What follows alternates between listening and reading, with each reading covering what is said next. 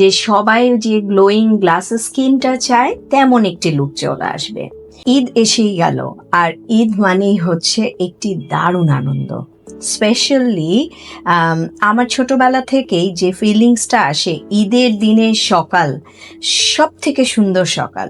আমার কেন মনে হয় পৃথিবীতে ঈদের দিনের সকালের যে বাতাস, যে আনন্দ, সেটা কিন্তু আর কিছুতে নেই। আমরা অনেকেই হয়তো বা সকালের আনন্দটা উপভোগ করতে পারি না ঘুমানোর কারণে, কিন্তু আমি সবাইকে রিকোয়েস্ট করব সকালবেলা আমরা ভোরবেলা উঠে শাওয়ার নিয়ে ফ্রেশ হয়ে একটি দারুণ শাওয়ার নিতে হবে।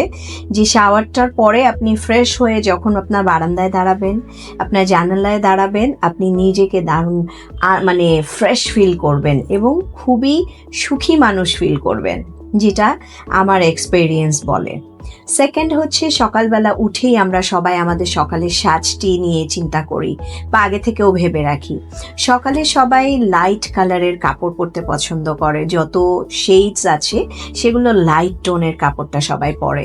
এবং যারা শাওয়ারের পরে, ছেলেরা ডেফিনেটলি চুলটাকে আঁচড়ে একটু ভেজা চুলটাকে সেট করে, যেভাবে সেট থেকে যায়।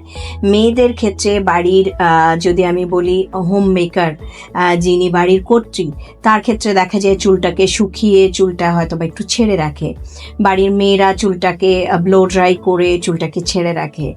আর সাজের ক্ষেত্রে বাচ্চাদের ক্ষেত্রে যেটা হয়, চুলটাকে শুকিয়ে ওদের চুলটা বেঁধে দেওয়া হয় বা অনেক সময় ছেড়ে সাইড টুইস্ট করে আটকে দেওয়া হয়। এটা চুলের ক্ষেত্রে যেটা সুন্দর দেখায়।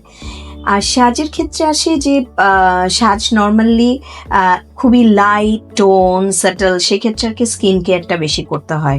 আপনি প্রথমে স্কিনে একটা সিরাম ব্যবহার করতে পারেন, তারপর আপনি একটা ময়েশ্চারাইজার ব্যবহার করতে পারেন, তারপর আপনি একটা সানব্লক ব্যবহার করতে পারেন। এই তিনটা যখন আপনি প্রত্যেকটা 15 মিনিটের গ্যাপে গ্যাপে আপনাকে ব্যবহার করতে হবে।